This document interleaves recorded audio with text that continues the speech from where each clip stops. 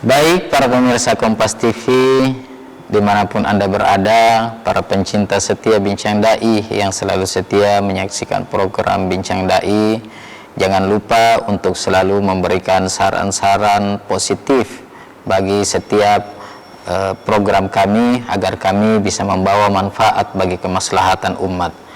Baik, dalam sesi yang kedua ini mungkin dari pembahasan materi tadi ada di antara bunda-bundaku yang ingin bertanya.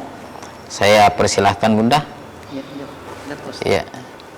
Assalamualaikum warahmatullahi wabarakatuh. Waalaikumsalam warahmatullahi wabarakatuh.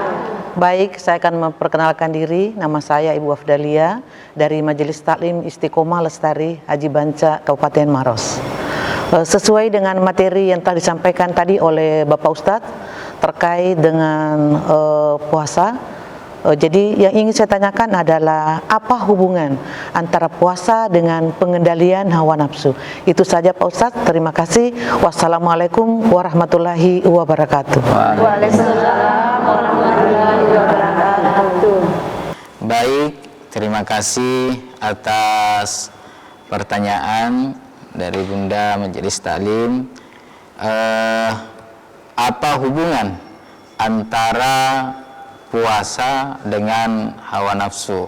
Jadi kalau kita mengambil dari cerita tadi bahwa sesungguhnya puasa dan nafsu itu sangat berhubungan, karena begitu kerasnya nafsu, begitu bandelnya, begitu nakalnya itu nafsu, sehingga berulang-ulang kali dimasukkan di dalam neraka oleh Allah Subhanahu wa Ta'ala, tapi masih tetap kekeh, masih tetap keras dengan prinsipnya.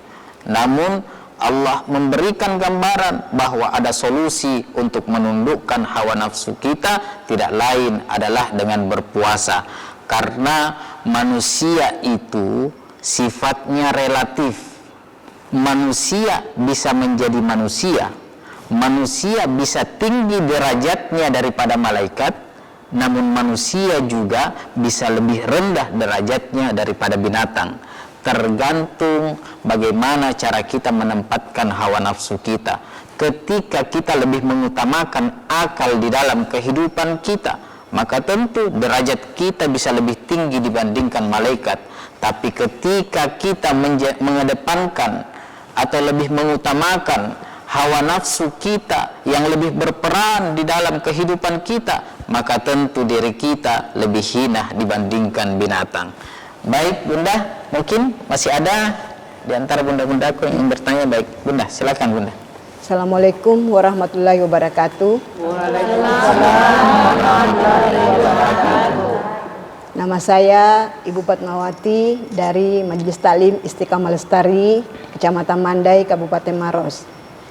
Ustaz, yang ingin saya tanyakan di sini mengenai tentang apa saja perbuatan yang dapat mengurangi pahala kita. Iya. Saya kira demikian. Terima kasih Ustaz. Iya. Baik, terima kasih bunda.